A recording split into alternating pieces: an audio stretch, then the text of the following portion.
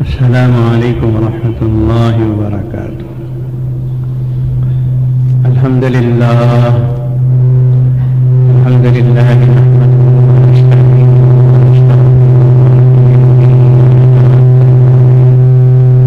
ونعوذ بالله من شرور أنفسنا ومن سيئات أعمالنا، من يهده الله فلا مضل له ومن يضلله فلا هادي له، ونشهد أن لا إله إلا الله وحده لا شريك له، ونشهد أن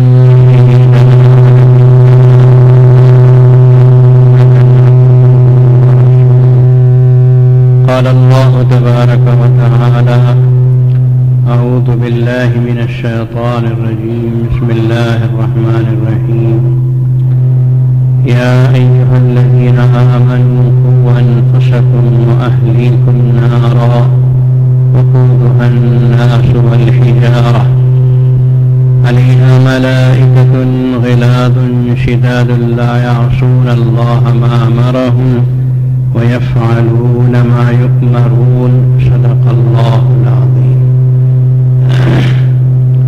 وقال النبي صلى الله تعالى عليه وسلم: لا عدوى ولا طيرة ولا هامة ولا سفر، أو كما قال عليه الصلاة والسلام.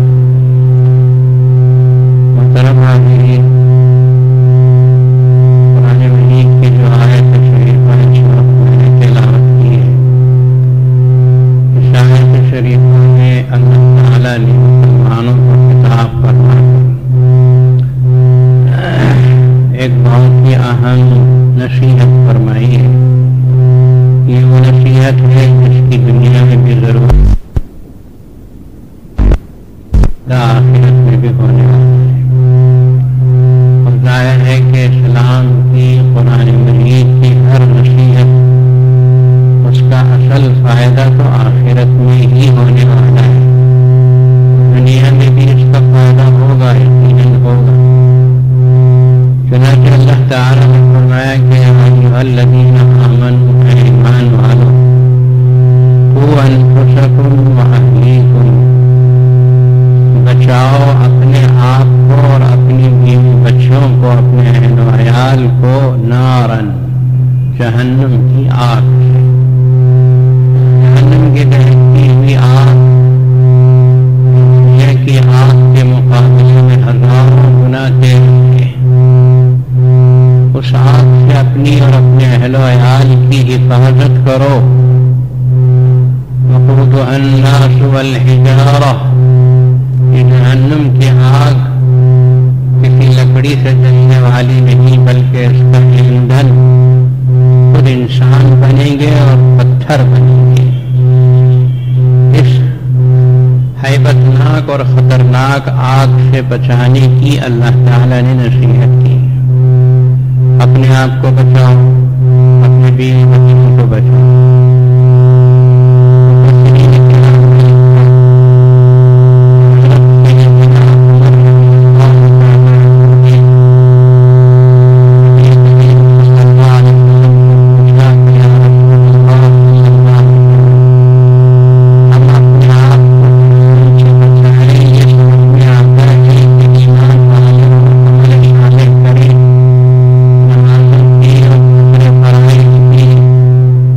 اہتمام کریں تو جہنم کی آگ سے بچ سکتے ہیں، یہ تو سمجھ میں آتا ہے. لیکن اپنے بیوی بچوں کو جہنم کی آگ سے بچانا کیسا ہے؟ سوال صاف ہے. میں عمل کروں، میں ایمان پر مضبوطی سے رہوں، قرآن حدیث پڑھوں اور اعمال صالحہ کروں، جہنم سے بچ جاؤں، اپنی ذات کی حد تک تو سمجھ میں آتا ہے. لیکن بیوی بچے وہ تو میری ذات سے بغیر ہیں، ان کو حفاظت کرنے کا مطلب کیا ہے؟ تو رسول اللہ صلی اللہ علیہ وسلم نے جواب مرحمت فرمایا کہ اپنے بیوی بچوں کو بچانے کا مطلب یہ ہے کہ ان کو ان احکامات کی تلقین کرو جس کے پر عمل کرنے سے وہ جہنم سے بچ سکیں.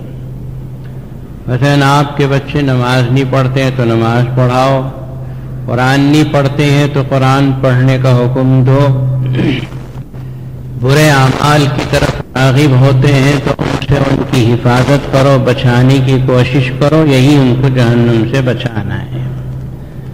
آپ حضرات نے بارہا سنا ہوگا، میں عموماً جمعہ کے آخر میں بھی، خطبے کے آخر میں بھی، دوسری اکثر و بیشتر دعاؤں میں ایک دعا ضرور مانگتا ہوں کہ یا اللہ ہماری اولاد کو دنیا کے فتنوں سے حفاظت فرما۔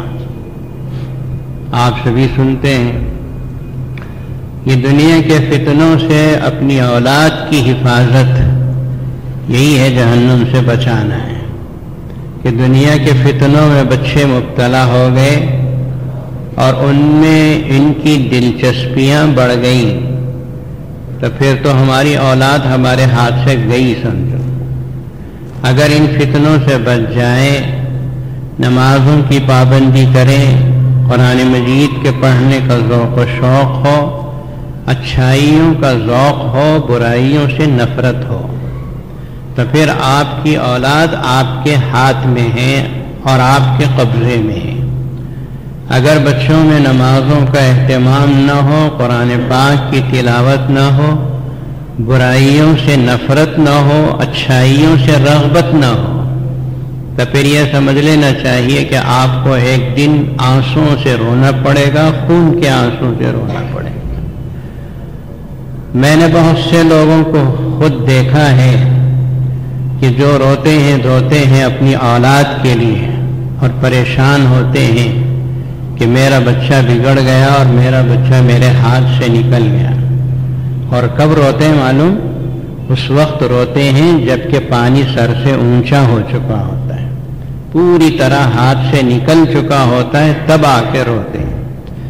پہلے سے ان کو کٹا باندھنا چاہیے تھا، باندھا نہیں، آخر میں آ کے پریشان ہوتے ہیں۔ ہمیں چاہیے کہ شروع ہی سے ہماری اپنی اولاد کی حفاظت کریں۔ بچہ چھوٹے سے ہی ہو تبھی سے اس کو رسول اللہ صلی اللہ علیہ وسلم نے فرمایا کہ بولنے کے قابل ہو تو اللہ بلواؤ، لا الہ الا اللہ سکھاؤ، قرآن مجید پڑھاؤ، اللہ اللہ کے رسول کی باتیں بتاؤ، آخرت کا عقیدہ سمجھاؤ، ایمان کیا ہے، ایمان کے عقائد کیا ہیں وہ ان کو سمجھاؤ، رسول اللہ صلی اللہ علیہ وسلم کی محبت بٹھاؤ، ان کو بتاؤ کہ محبت رسول ایمان کا جز ہے۔ یہ شروع سے ہی ماں باپ اس کی فکر میں لگے تبھی ہو سکتا ہے، ورنہ ماں باپ شروع سے بچوں کے لیے صرف کھلانے میں، پلانے میں، لاڑ میں، پیار میں اس کی ساری غلط باتوں کو نظر انداز کرتے رہتے ہیں تو پھر تو ساری غلط باتیں گھٹی میں پڑ جاتی ہیں، اور پھر آدمی جب رونا شروع کرتا ہے جب درست کرنا چاہے گا تو کبھی بھی درست نہیں ہو سکتے، جو باتیں پڑ چکی ہیں وہ نکل نہیں سکتی۔ میرے بھائیوں، فتنوں کا زمانہ ہے۔ آج رسول اللہ صلی اللہ علیہ وسلم کی وہ حدیث بار بار یاد کرنے کے قابل ہے جس میں آپ علیہ الصلاۃ والسلام نے فرمایا کہ ایک زمانہ ایسا آئے گا کہ فتنے اتنے زیادہ ہوں گے، اتنے زیادہ ہوں گے، اور آسمان سے فتنے اتنے اتریں گے، اس انداز سے اتریں گے جیسے کوئی تسبیح کو توڑ دیا جائے، کوئی مالا توڑ دیا جائے تو جس طرح مالے کے دانے بکھرتے ہیں زمین پہ۔ بھئی تسبیح ہے آپ کے پاس، وہ تسبیح کو توڑ دو، تاگا توڑ کے پکڑو تو کس طرح دانے بکھرتے ہیں زمین پہ، اس طرح فتنوں کے بکھرنے کا زمانہ ہے، جدھر جاؤ فتنے ہی فتنے۔ اب کیسے ہم اپنے بچوں کی حفاظت کریں؟ ان مصیبتوں سے، ان فتنوں سے کیسے آپ بچا سکتے ہیں؟ پریشان ہونے کی ضرورت نہیں، میں آپ کو پریشان نہیں کرنا چاہتا۔ ایک ہی صورت ہے کہ اللہ اور اللہ کے رسول کی تعلیمات کو مضبوطی سے تھامو اور اس کی روشنی میں اپنے بچوں کی تربیت کرو، خود بخود تمہاری اولاد تمہارے قبضے میں رہے گی، اور جب بڑے ہوں گے تو دین ایمان کا ان کو چسکا لگ چکا ہوگا، پھر دنیا کا کوئی فتنہ ان کو بگاڑ نہیں سکتا، پریشان نہیں کر سکتا۔ میں حیران و پریشان ہوتا ہوں، مسلمانوں کے سلسلے میں مجھے اکثر و بیشتر یہ پریشانی رہتی ہے کہ مسلمان غفلت کی نیند سو رہے ہیں، اور اولاد ہوتی ہے تو خوشیاں تو مناتے ہیں، اولاد ہے ہی ایسی نعمت کہ اس پر جتنی خوشی منائی جائے کم ہے۔ آج کے اخبار میں ہم نے دیکھا کہ ایک بچہ کچرے دانی کے اندر مردہ پایا گیا کنٹونمنٹ میں۔ اسے ہمارے کسی مسلمان بھائی نے، جو کنٹونمنٹ کے سربراہ لوگوں میں سے ہیں، انہوں نے اس چھوٹے بچے کو جو کچرا دانی میں پڑا ہوا تھا اٹھا کر لے جا کر دفن کر دیا۔ اخبار میں اس نوزائیدہ بچے کی تصویر ہے۔ صبح سے ہی میرے دماغ میں قسم کا طوفان مچا ہوا ہے، کیا ایسا بھی ہو سکتا ہے کہ کوئی نوزائیدہ بچہ اس طرح اس کے ساتھ سلوک کیا جائے کہ کوئی کچرا دانی میں پھینک دے؟ یہ فتنوں کے زمانے میں کوئی بڑی بات نہیں ہے، میں سمجھتا ہوں یہی فتنوں کا زمانہ ہے۔ ایسے فتنوں سے جس کی وجہ سے ایسے واقعات پیش آتے ہیں، ہم اپنے بچوں کی حفاظت کرنا بے حد ضروری ہے۔ ایسی چیزیں آ گئی ہیں جس کی وجہ سے اپنے بچوں کی حفاظت کرنا کافی مشکل نظر آتا ہے۔ ہم نے سنا کہ ایک قسم کا پاؤڈر ہے جسے آدمی سونگھ لیتا ہے تو اس کے جسم میں ایسی کیفیت پیدا ہو جاتی ہے کہ اسے مارو توڑو سوئی چبو کچھ بھی اثر نہیں ہوتا۔ ہم شادیاں کرتے ہیں، ایک مرتبہ ایک شادی ہوئی، غریبوں کی شادیوں میں ایک نوشہ ایسا لایا گیا، شادی ہو گئی تھی بعد میں، کہ بیوی کا خیال نہیں کرتا، کھلاتا پلاتا نہیں، اسے کیا کرنا ہے؟ تو میں نے صاحب کہا بھی مسجد کے ذمہ دار 2-4 رسید کرو، گھونسے مارو، تھپڑ مارو، دوست کرو، شادی ہم کرتے ہیں تو ہماری بیٹیوں کی شادیاں کرتے ہیں، وہی کام کرنا ہے۔ ہماری بیٹی کو اگر صحیح نہیں پالتا ہے تو کیا کریں گے؟ ڈرائیں گے، دھمکائیں گے، 2 تماشے رسید کریں گے، مارو۔ تو مسجد سبحانیہ کے ذمہ داروں نے کہا کہ مولانا صاحب اسے مارنا توڑنا تو کیا، اگر اس کے جسم کو چاقو سے کاٹا جائے تو بھی اسے کوئی اثر نہیں ہو۔ تب بات پتہ چلی کہ کوئی پاؤڈر ایسا ہے جس کے سونگنے کے بعد آدمی کی کیفیت ایسی ہو جاتی ہے کہ اس کے ہاتھ کو کاٹو جلاؤ تو بھی اثر نہیں۔ ایسے پاؤڈر بک رہے ہیں، آپ کو پتہ ہے، کالجوں کے سامنے بکتے ہیں، آپ کے محلوں میں بکتے ہیں۔ یہ نشے کی چیزیں آپ اپنے بچوں کی طرف سے آنکھ بند کر کے بیٹھے ہوں تو پھر تو آپ کل کے دن آنسوں سے نہیں خون کے آنسوں سے روئیں۔ یہ فتنے ہیں دنیا کے اندر پھیل رہے ہیں۔ اب سب سے زیادہ اس بات کی ضرورت ہے کہ اپنے کاروبار سے زیادہ اور اپنی کسی اور دنیاوی چیز سے کہیں زیادہ اپنے بیوی بچوں کی حفاظت کرو، اپنی اولاد کی حفاظت کرو۔ خاص طور پر میں گزارش کروں گا کہ 3 فتنے ایسے ہیں کہ جو خاموش فتنے ہیں، جن کا کوئی شور نہیں، جن کا کوئی غوغا نہیں، لیکن وہ فتنے ہیں جو پوری انسانیت کو برباد کر رہے ہیں۔ میں صرف مسلمانوں کی بات نہیں کر رہا ہوں، پوری انسانیت کے لیے گھن لگتا چلا جا رہا ہے۔ وہ ساری انسانیت تباہ و برباد ہو کر رہ رہی ہے اور ہوتی چلی جا رہی۔ ان میں سب سے بڑا فتنہ آج کا پہلے نمبر پر جسے رکھا جا سکتا ہے، یا نیچے سے اگر آپ کہیں تو تیسرے نمبر پر اسے رکھیے، وہ ہے ٹی وی کا فتنہ۔ ٹی وی ایسا فتنہ ہے، بعض لوگ اس کے بارے میں کہتے ہیں کہ اس سے خبریں ملتی ہیں، اس سے وہ فائدہ ہوتا ہے، یہ فائدہ ہوتا ہے۔ کچھ فائدے تو ہوتے ہوں گے، جیسے رسول اللہ صلی اللہ علیہ وسلم پر شراب کے بارے میں آیت اتری شروع میں حرام ہونے سے پہلے، حضور صلی اللہ علیہ وسلم سے پوچھا گیا شراب اور جوئے کے بارے میں کہ اس کا کیا حکم ہے، تو پہلے قرآن نے کہا اسمہما اکبر من نفعہما، اس کی خرابیاں اس کے فائدے سے زیادہ ہیں. خرابیاں زیادہ ہیں، فائدہ کم ہے. تو مطلب ہے کہ تھوڑا بہت فائدہ بھی ہے. یہ آدمی شراب پیتا تو اپنے آپ کو 5 منٹ کے لیے بہادر محسوس کرتا ہے، یا اپنے آپ کو ملک کا بادشاہ بھی کہہ لے، کون روکنے والا؟ اس کی دماغ عقل ٹھکانے ہی نہیں رہتے. تو نقصان بڑا ہے، فائدہ بہت چھوٹا ہے.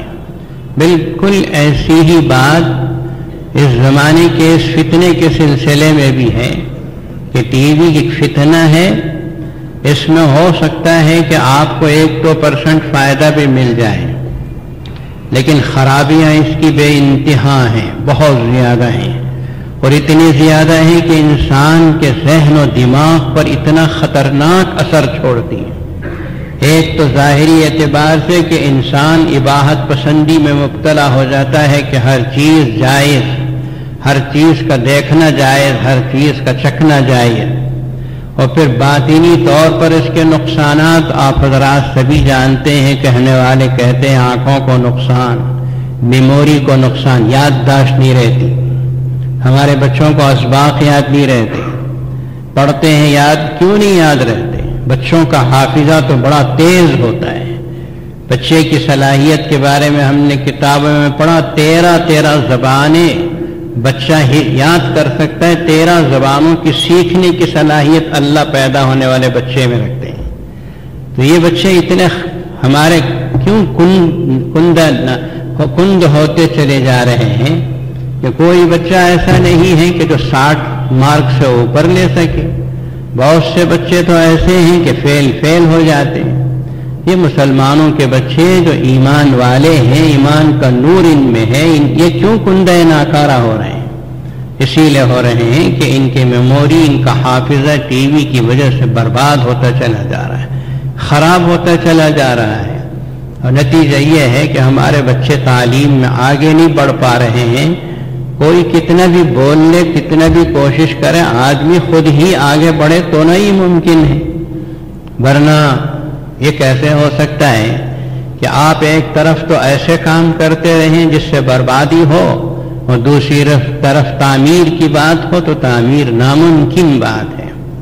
تو میرے بھائیوں، ہم یہ اگر کہیں کہ آپ اپنے گھر میں ٹی وی نہ رکھیں تو شاید آپ ہماری بات تسلیم نہ کریں، لیکن اتنا تو ضرور ہم آپ سے گزارش کرنے میں حق بجانب ہیں، اللہ اور اللہ کے رسول کا واسطہ آپ کو، کہ اپنے بچوں کو تو بچاؤ، اپنی اولاد کی تو حفاظت کرو. تمہارے بچوں کو پتہ چلے کہ بے لباس عورت کو دیکھنا اس طرح درست نہیں ہے.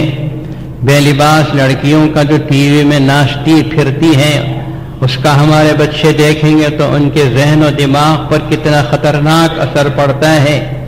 بچہ اس کو جائز سمجھے گا، یہ لڑکی اس کو جائز سمجھے گی. اور آج وہ ناچ گانے کی محفلیں جو سجتی چلی جا رہی ہیں، اور لوگ بڑے انتظار کے ساتھ اس کے ٹائم کا انتظار کر کے اس کو دیکھتے ہیں، ان سیریلوں کو. اللہ اس امت کو معاف فرمائے، ہمیں معاف فرمائے، ہماری اولاد کی حفاظت فرمائے. یہ ایک جادوئی شیطان ہے کہ جس سے پوری امت اس وقت مبتلا ہے، اور بہت ہی خطرناک حد تک مبتلا ہے. میں آپ حضرات سے گزارش کرنے میں حق بجانب ہوں، اور میری یہ آواز پوری دنیا تک پہنچتی ہے الحمدللہ. جہاں تک بھی پہنچے میں سب سے یہ گزارش کروں گا کہ اپنے بچوں کو اس ڈبے سے حفاظت کرو، اس ڈبے سے بچاؤ. یہ دین و ایمان کو غارت کر دے گا. آنکھوں کے ذریعے سے دل کے اندر ایسے خطرناک اثرات اتارے گا جس دل کے اندر خدا کی محبت، اللہ کے رسول کی محبت، صحابہ کرام، اولیاء کرام کی محبت، قرآن پاک کی محبت و عظمت اترنا تھا، وہاں کوئی اور چیز اترتی چلی جا رہی ہے، اور آپ اور ہم بے خبر ہیں. اللہ ہماری بے خبری کو معاف فرمائے. تو پہلا فتنہ، سب سے خطرناک فتنہ گھر گھر عام ہے. رسول اللہ صلی اللہ علیہ وسلم نے فرمایا تھا کہ قیامت کے قریب گھر گھر ناچ گانا ہوگا. گھر گھر کے اندر یوں سمجھو فلم تھیٹر کو اتار دیا جائے. گھر گھر ناچ گانا ہوگا. جب یہ حدیث ہم نے بچپن میں پڑھی تھی، میری عمر 13 سال کی تھی جب میں نے حدیث پڑھا.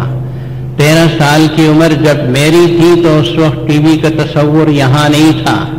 جب یہ پڑھا گیا تو ہمارے ذہن میں کچھ بھی سمجھ میں نہیں آیا کہ گھر گھر ناچ گانا کیسے ہوگا. وہ تو تھیٹروں میں ہوتا ہے، وہ کہیں ناچ گانا کی محفلوں میں ہوتا ہے. لیکن اللہ تبارک و تعالیٰ نے زندگی ہی میں بتا دیا کہ اس طرح ہوتا ہے کہ گھر گھر ناچ گانا ہے. میں صرف اللہ سے دعا کرتا ہوں کہ جو ہوا اللہ اسے معاف کر دے اور آئندہ کے لیے اس امت کی حفاظت فرمائے، اور اس امت کی بچوں اور بچیوں جو قوم کا مستقبل ہیں، جو آگے چل کر اس قوم کا معمار بننے والے ہیں، ان کی اللہ تبارک و تعالیٰ حفاظت فرمائے. دوسرا سب سے زیادہ خطرناک، ٹی وی سے زیادہ خطرناک فتنہ جو ہے موبائل فون ہے. یہ موبائل فون اگر صرف فون ہوتا کہ میرا پیغام آپ تک پہنچے، آپ کا پیغام مجھ تک پہنچے، بات چیت کی حد تک یہ فون ہوتا تو بہت اچھا تھا کہ کوئی آدمی اپنی ضرورت پوری کر لیتا اور کہیں بیٹھے بیٹھے اپنی بات کو کسی دور تک پہنچا دیتا. اس حد تک تو اس کا فائدہ مسلم ہے اور مانا جا سکتا ہے. لیکن بات اس وقت خراب ہوتی ہے جب چیز کا ناجائز فائدہ اٹھایا جاتا ہے. ایک گلاس ہمارے سامنے رکھا ہوا ہو، اس میں آپ دودھ ڈال کے پیتے ہیں، بارک اللہ، ہم دعا دیں گے اللہ آپ کو برکت دے. لیکن اگر آپ اس میں زہر ڈال کے پینا چاہیں گے تو ہم کیا کریں گے؟ زور سے ایک تماچا رسید کریں گے. کیوں؟ پاگل ہوا خودکشی کر رہا ہے. بالکل ایسی ہی بات ہے. یہ موبائل فون بات کرنے کی حد تک تو خیر ٹھیک ہے، آپ تھوڑی دیر کے لیے بات کر لیجیے، لیکن آپ دیکھیں گے کہ بہت سے لوگوں کا مشغلہ فون پر بات کرنا نہیں ہے بلکہ بات کرتے ہی چلے جانا ہے. جب بھی دیکھو کان میں فون لگا ہوا ہے، زبان حرکت میں ہے. اور بعض لوگ تو کان میں وائر کو ٹھوس دیتے ہیں، فون کہیں جیب میں ہوتا ہے، دیوانی کی طرح بڑ بڑ بڑ بڑ بڑ باتیں کرتے چلے جا رہے. میں جا رہا تھا لال باغ میں ایک مرتبہ صبح کی تفریح کے لیے، واکنگ کے لیے، ڈاکٹر کی تاکید پر. میں نے دیکھا کہ ایک عورت بڑ بڑ بڑ بڑ زور سے بات کرتی آ رہی ہے. بہت پہلے کی بات ہے، میں بہت پریشان ہوا، شاید کوئی پاگل عورت ہو. قریب پہنچ کے داڑھی جبہ دیکھ کے کہیں مار تو نہ دے، میں ذرا بازو دور ہٹ گیا میں. لیکن وہ کوئی پاگل نہیں تھی، وہ تو بہت پڑھی لکھی ایجوکیٹڈ عورت تھی. بعد میں میرے ساتھی نے مجھے بتایا. پھر یہ بڑ بڑ کیا ہے؟ کہا کہ وہ فون میں بات کر رہی ہے، سارا لال باغ فون میں بات کر رہی ہے. یہ مثال میں نے عرض کی ہے. اسی کہتے ہیں ناجائز فائدہ، غلط قسم کا فائدہ اٹھانا، کہ یہ اللہ پاک کی دی ہوئی نعمتوں کو، اللہ نے کھانے پینے کی بھی چیزیں دی ہیں، بہت سی چیزیں دی ہیں، اور قرآن مجید نے کہہ دیا کلو واشربوا ولا تسرفوا، کھاؤ پیو لیکن زیادتی مت کرو، اسراف مت کرو. یہ تو اللہ کی ہر نعمت کے لیے ہے. کیا آپ کو موبائل فون ملا ہے تو اسے بھی اسراف مت کرو، ضرورت سے زیادہ استعمال مت کرو. ایک تو یہ ہے، اور دوسرا یہ ہے کہ موبائل فون صرف بات کرنے کے لیے نہیں رہا بلکہ اس میں خود بھی انٹرنیٹ جڑ گیا ہے، جس کی وجہ اس میں ننگی تصویریں آتی.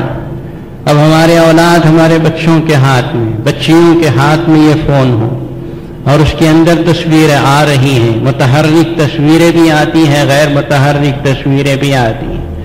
اس طرح سے آپ اندازہ لگاؤ کہ ہمارے بچوں کے دین و ایمان پہ کیا اثر پڑتا چلا جا رہا ہے.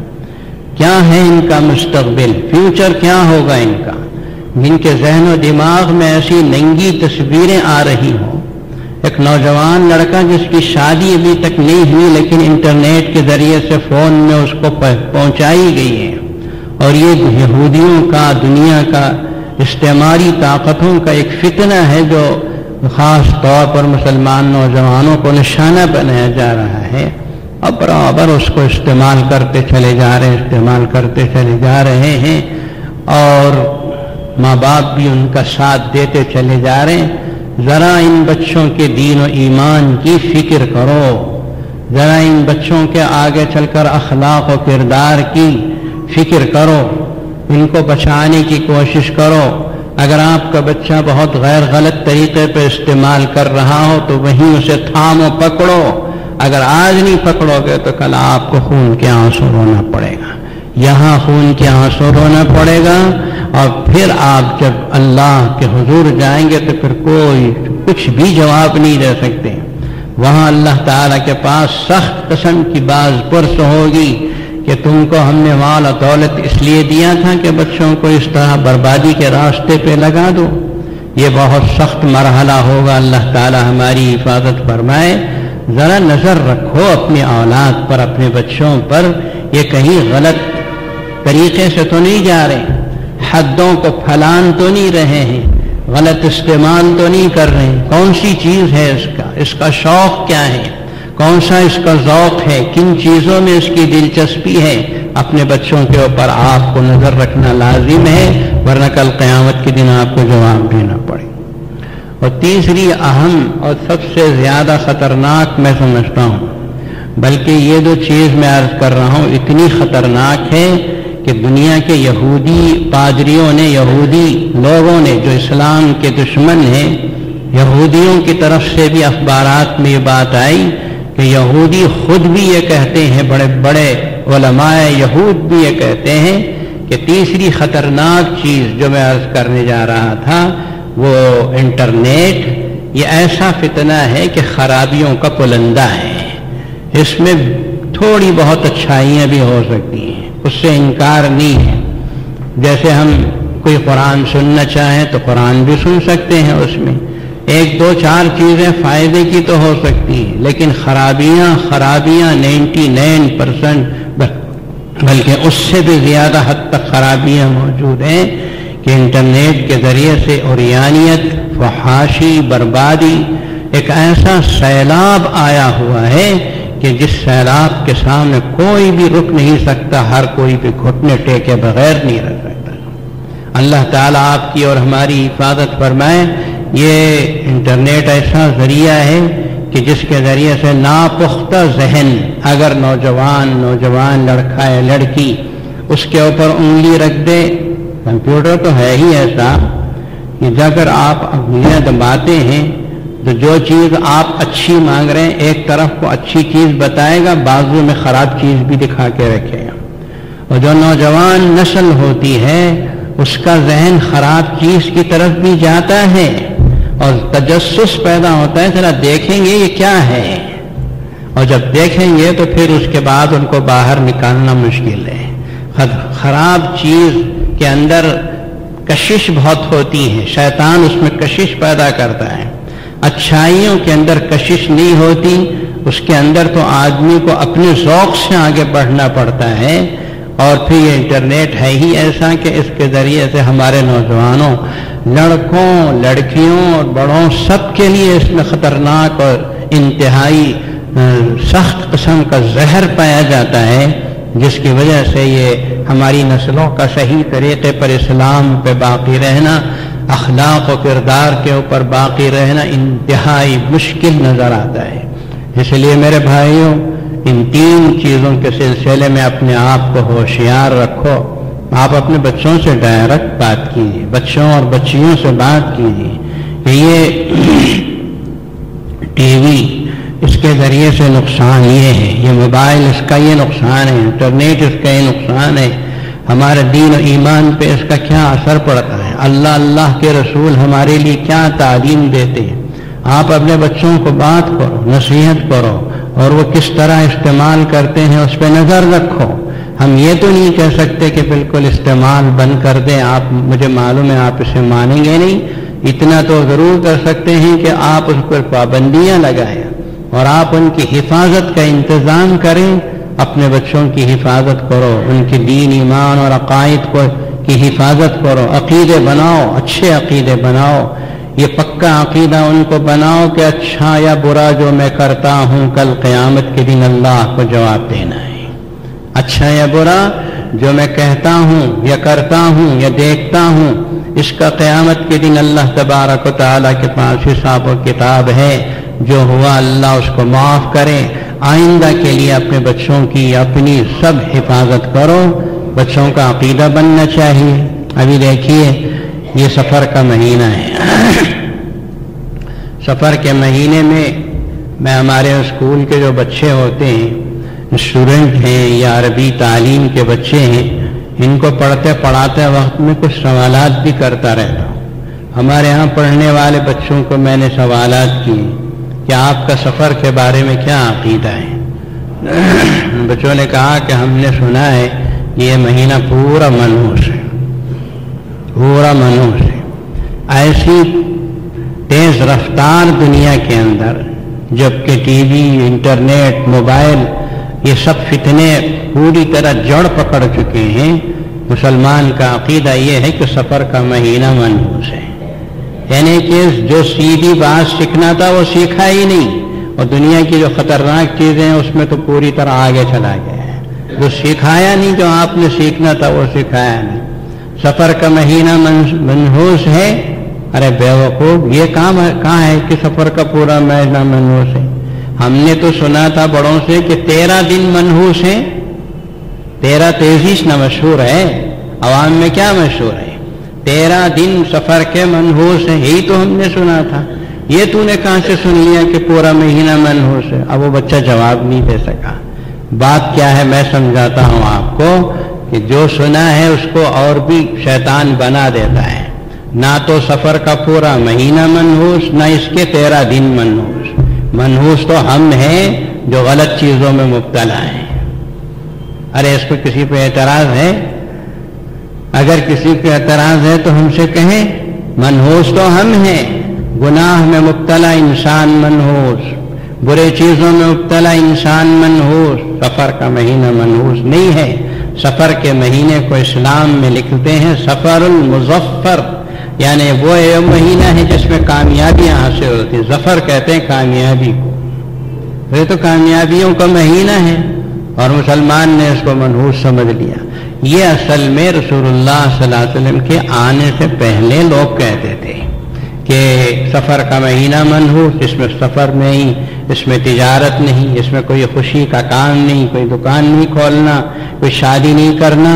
اب بھی مسلمان ایسے ہی، میں بھی دیکھتا ہوں نا، 30 سال سے میں دیکھ رہا ہوں سفر کا مہینہ ہے تو شادیاں نہیں کرتے، محرم کا مہینہ ہے تو شادیاں نہیں کرتے. مت کرو، ٹھیک ہے، آپ جب چاہے شادیاں کرو، لیکن عقیدہ تو مت رکھو کہ یہ مہینہ منحوس ہے.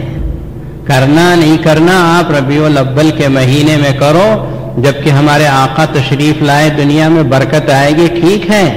لیکن سفر کے مہینے کو منحوس کیوں کہتے ہو، مہینے کو کیوں سمجھتے ہو؟ جو باتیں رسول اللہ صلی اللہ علیہ وسلم کے زمانے میں تھیں، آپ صلی اللہ علیہ وسلم تشریف لائے تو سب کو ختم کر دیا.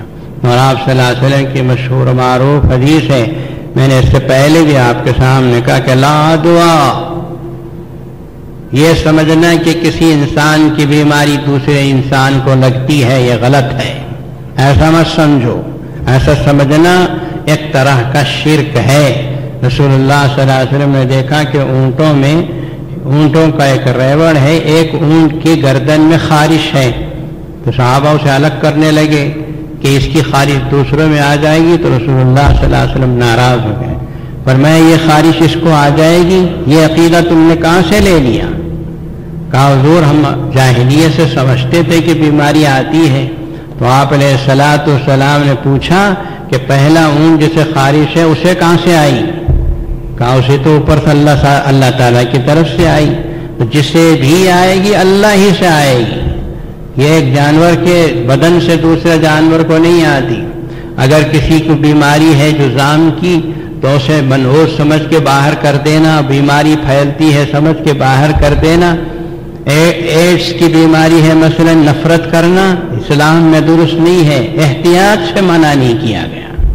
آپ احتیاط کرو ٹھیک ہے، لیکن یہ عقیدہ رکھنا کہ بیماری پھیلے گی، اس طرح کا عقیدہ اسلام میں ہلکا سا شرک کہا گیا. اس طرح کی شرک کی اجازت ہی نہیں. لا دعا ولا طیرتا، اسی طرح کسی کو منحوس سمجھنا، فال نیک لینا، فال بد لینا، کہ میں باہر نکلوں بلی راستہ کاٹ گئی تو میرا کام نہیں ہوگا، گھر کے اندر واپس آ گیا. ارے کیوں آ گئے؟ کہا کہ میری بلی کاٹ گئی، میرا راستہ نہیں ہوگا، میرا کام نہیں ہوگا. یہ تو شرکیہ چیز ہے، غیر مسلموں کی چیز ہے. غیر مسلم اس طرح کا عقیدہ رکھے تو مانا جا سکتا ہے جو اللہ پر ایمان رکھتا ہے وعلی اللہ فلیتوکل المؤمنون، ان کو اس طرح کے عقیدے کی اجازت نہیں. ولا طیرۃ، اسی طرح والا ہام، الو آ کے بیٹھ کے آواز کر دیا تو سمجھتے کوئی مر جائے گا. الو کے ہاتھ میں ہے مرنا جینا، وہ تو اللہ پاک کے ہاتھ میں ہے. پھر اللہ کے رسول نے فرمایا ولا صفر، سفر کے مہینے کو منحوس سمجھنے کا عقیدہ بھی اسلام میں نہیں ہے. اسلام میں کوئی دن منحوس نہیں، کوئی وقت منحوس نہیں، کوئی رات کی گھڑی منحوس نہیں. کچھ چیزیں مبارک ہیں، جمعہ کا دن مبارک ہے، شب قدر مبارک ہے، شب برات مبارک ہے، یہ تو ہے، لیکن منحوس کچھ بھی نہیں ہے. منحوس اگر ہے تو انسان کے اپنے برے اعمال ہیں. تو یہ عقیدے اپنے بچوں کو سکھاؤ اور اپنے بچوں کی حفاظت کرو. اللہ تبارک و تعالی سے ہمیشہ اس بات کو مانگو کہ ہم اپنے بچوں کی ایسی حفاظت کریں، ایسی بچائیں اور ان کی ایسی تربیت کریں جس کی وجہ سے ہم قبروں میں جائیں تو ہمارے بچوں کے اچھے اعمال سے ہم کو فائدہ پہنچے. جس شخص کی موت ہو گئی اس کے بچے نیک ہیں تو اس شخص کے لیے صدقہ جاریہ ہے. بچے نیک کام کریں گے تو ماں باپ قبروں میں اس کا فائدہ اٹھائیں گے. اگر بچوں کے عقیدے درست نہ ہو، ان کے کام برے ہوں، ان کے اعمال برے ہوں تو ماں باپ خبروں میں جائیں گے تو بچوں کی وجہ سے برے اعمال سے ان کو بھی نقصان پہنچے گا. اسی لیے رسول اللہ صلی اللہ علیہ وسلم نے فرمایا کہ جب آدمی مرتا ہے تو اس کا عمل ختم ہو جاتا ہے، لیکن الا من ثلاث، 3 چیزیں ایسی ہیں کہ عمل جاری رہتا ہے. اس میں سے ایک فرمایا او ولد صالح یدعو لہ، نیک اولاد ہے تو دعائے مغفرت کرے گی، اس کو ثواب ملے گا. اللہ تعالیٰ ان باتوں کو سمجھنے عمل کرنے کی توفیق عطا فرمائے. حضرات ایک اعلان تو یہ، جیسا آپ حضرات اخبارات میں دیکھ رہے ہیں کہ کل الامین ہائی اسکول کے اندر حضرت علامہ ابو سعود احمد صاحب رحمۃ اللہ علیہ جو دارالعلوم سبیل الرشاد کے بانی تھے اور بہت بڑے اللہ والے تھے، جن جو 3 دن میں ایک قرآن مجید پڑھنے کا ان کا معمول تھا. ہم نے اپنی آنکھوں سے دیکھا ہے. ہر دن 10 پارے، 3 دن میں ایک قرآن پڑھنے کا ان کا معمول تھا. ان پر سیمینار ہو رہا ہے کل صبح 10 بجے سے 1 بجے تک. میں سارے ہی احباب سے گزارش کرتا ہوں کہ اس میں ضرور تشریف لائیں. اور پھر جامع العلوم جامع مسجد آپ حضرات کی ممنون احسان ہے کہ اللہ تعالیٰ نے آپ کو شوق دیا، ذوق دیا. آپ کے 5-10 روپیوں کی وجہ سے 8 کروڑوں روپے کا کام ہے، ہوا ہے اور ہو رہا ہے. اللہ تعالیٰ اس کو شرف قبولیت عطا فرما کر اللہ تعالیٰ سارے عالم کے لیے، مسلمانوں کے لیے، مسلمان بچوں اور بچیوں سب کے لیے اس کو خیر کا باعث بنائے اور آپ حضرات کی مدد و نصرت و اعانت کو شرف قبولیت عطا فرمائے. میں نے پچھلے جمعہ سے پہلے جمعہ مسجد کے لیے جنریٹر لگانے کے لیے اعلان کیا تھا. اس کے لیے 2 لاکھ روپے اب تک جمع ہوئے ہیں. تقریباً 4 لاکھ روپے تک کا اس کا خرچہ ہے پورے مسجد کے لیے جنریٹر لگانے. اب کرنٹ کا حاصل چلا کہ آپ دیکھ رہے ہیں لائٹ چلی گئی، ایسا رات میں بھی جاتی ہے. اب مارچ اپریل کا مہینہ گرمی کا آئے گا تو اور بھی زیادہ کرنٹ جائے گا. تو جنریٹر ایک ایسا لگا دینے کا خیال ہے اور اس کا پورا منصوبہ بنا لیا گیا ہے جس کی وجہ سے کبھی بھی کسی قسم کی پریشانی مسلیان کرام کو نہ ہو، نہ تو روشنی کی نہ تو ہوا کی. تو اور 2 لاکھ روپے ہے. جو بھی صاحب اس میں حصہ لینا چاہیں الگ سے رسید لکھا کے میرے پاس ہے، مینیجر صاحب کے پاس، جلدی سے اس کو پورا کریں. جنوری کے مہینے کے آخر تک جنریٹر لگ جانا چاہیے. میں خصوصی طور پر آپ حضرات کو متوجہ کرتا ہوں، مسجد میں روشنی کرنا یہ بہت بڑی نیکی ہے. ایک صحابی نے مسجد نبوی میں سب سے پہلی مرتبہ چراغ جلایا تھا، ورنہ مسجد نبوی میں مغرب کے بعد سے اندھیرا رہتا تھا، پھر صبح تک اندھیرا رہتا تھا. اسی میں صحابہ آتے تھے نماز پڑھتے تھے.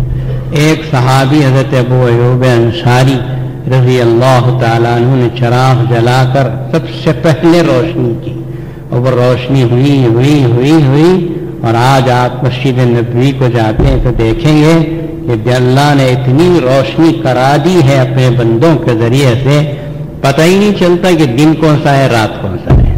آپ کو پتہ چلتا ہے؟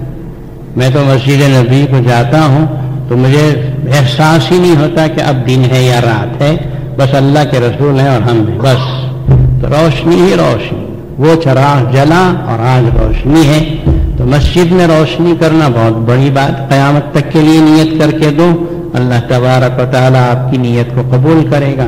اللہ تعالیٰ آپ کی مدد و نصرت و اعانت کو شرف قبولیت عطا فرمائے۔ اللہ اس کو قبول فرما کر ہماری اولاد و افراد کو دنیا کے فتنوں سے حفاظت فرمائے، ہمارے بچوں کی حفاظت کرے، بچیوں کی حفاظت فرمائے۔ اللہ تبارک و تعالیٰ قیامت کے دن ہمارے اور آپ کے لیے ذریعہ نجات بنائے۔ وآخر دعوانا الحمد للہ رب العالمین۔